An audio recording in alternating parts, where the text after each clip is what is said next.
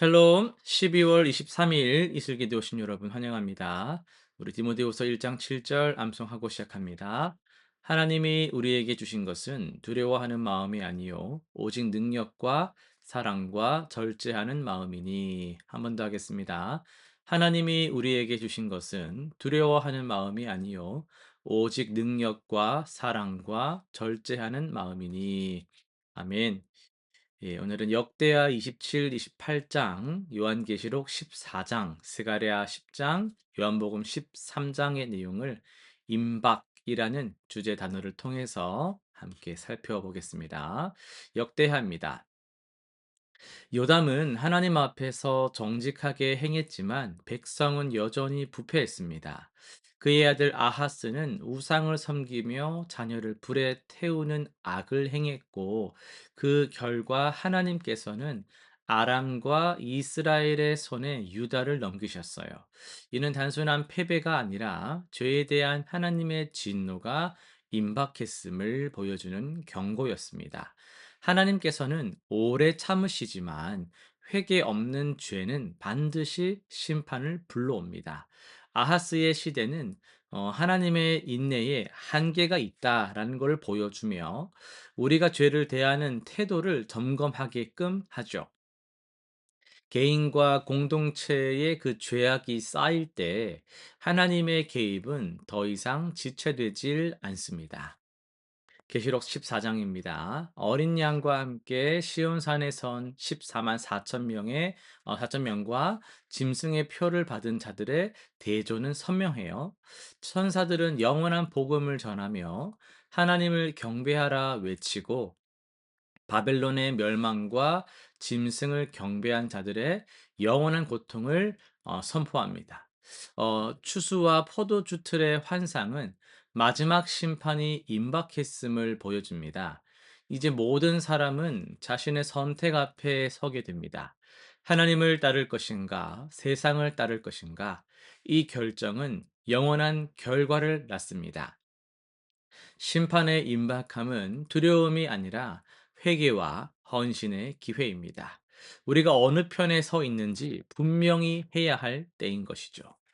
스가랴 10장으로 갑시다. 하나님께서는 흩어진 유다와 에브라임을 다시 모으시겠다고 약속을 하십니다. 목자 없는 양 같았던 백성에게 참된 목자를 보내시고 그들을 강하게 하시며 구원하실 것입니다. 이집트 이제 애굽과 또 아수르에서 돌아오게 하시고 길르앗과 레바논에 거하게 하시겠다라는 약속은 하나님의 구원이 임박했음을 보여줍니다. 비를 구하는 자에게 단비를 주시듯 하나님께서는 당신의 백성을 향한 회복의 계획을 이루십니다. 이 구원은 단순히 물리적 회복이 아니라 하나님과의 관계 회복을 의미합니다. 절망 가운데서도 하나님의 구원을 바라보는 믿음이 우리에게 필요합니다. 요한복음 13장을 통하여서 사랑이 임박할 때란 제목으로 말씀을 전하겠습니다. 여러분, 우리가 다 시계를 보면서 살아가죠. 몇 시냐, 몇 시까지 얼마 남았냐, 이런 말들을 자주 쓰는데요. 우리에게 임박이란 단어는 좀 긴장감을 불러일으킨다라고 할 수 있어요. 예를 들어, 시험이 임박했다. 어떤 뭐 제출 마감이 임박했다. 우리는 그러면은 좀 다급해지는 거예요. 그런데 요한복음 13장은요.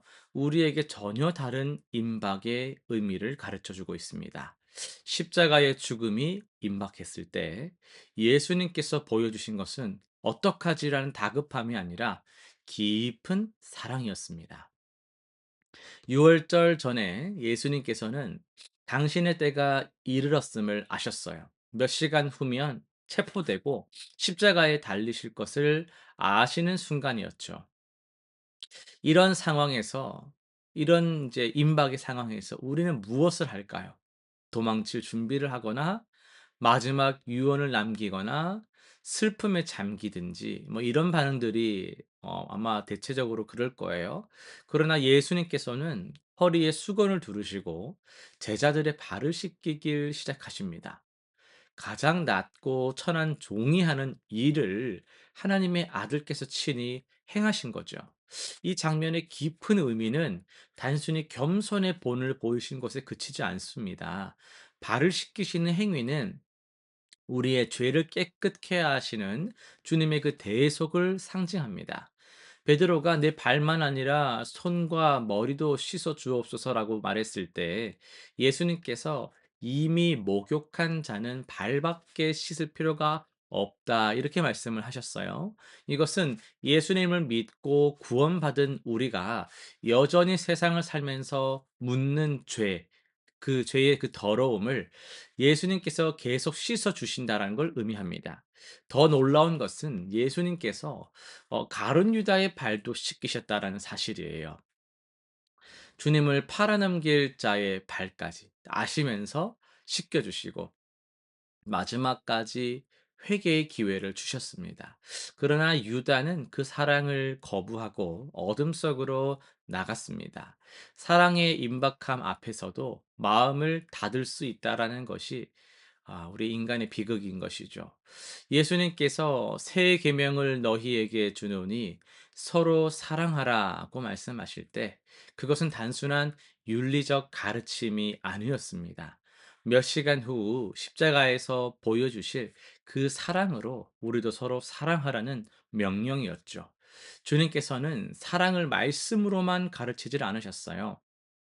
자신의 죽음이 임박한 순간까지 사랑을 실천하심으로 보여주셨습니다. 여러분, 우리는 어떻습니까? 시간이 부족하다라는 이유로, 여유가 없다라는 이유로, 사랑을 계속 미루고 있지는 않습니까?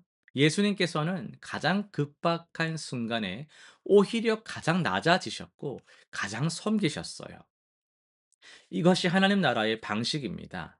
세상은 마감이 임박하면 내 때가 급하면 내 상황이 안 좋으면 다른 사람 밀치고라도 자기만 살려고 하거든요. 그러나 하나님 나라에서는 임박함이 사랑의 이유가 되는 거예요. 오늘 우리에게도 사랑이 임박해 있습니다. 내 옆에 있는 사람과 함께할 시간이 여러분 얼마 남지 않았을 수도 있어요.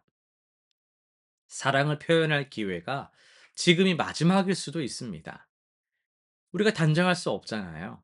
예수님께서 보여주신 것처럼 임박함은 사랑을 미룰 이유가 아니라 지금 당장 사랑부터 해야 할 이유인 것이죠. 주님의 희생적 사랑이 우리를 구원했듯이 우리의 사랑이 누군가에게 하나님의 은혜를 경험하게 할 수 있습니다.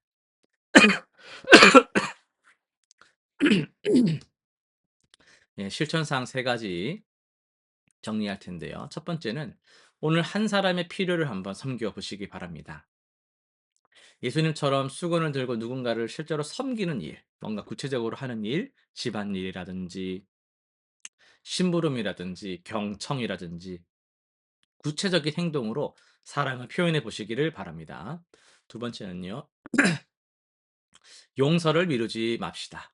관계에서 해결하지 못한 문제가 있다면 여러분, 우리가 더 힘들잖아요. 오늘 먼저 손을 내미실 수 있으면 좋겠습니다. 시간이 충분할 거라는 착각을 우리가 버리고 지금 밖에 없다고 생각하고 화해해 보시길 바랍니다.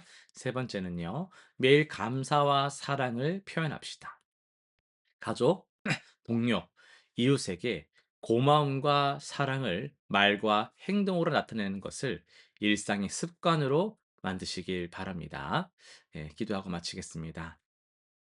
사랑의 주님, 십자가가 임박한 순간에도 제자들을 끝까지 사랑하신 주님을 우리가 찬양합니다. 바쁘다는 핑계로 사랑을 미루는 우리를 용서하여 주옵소서.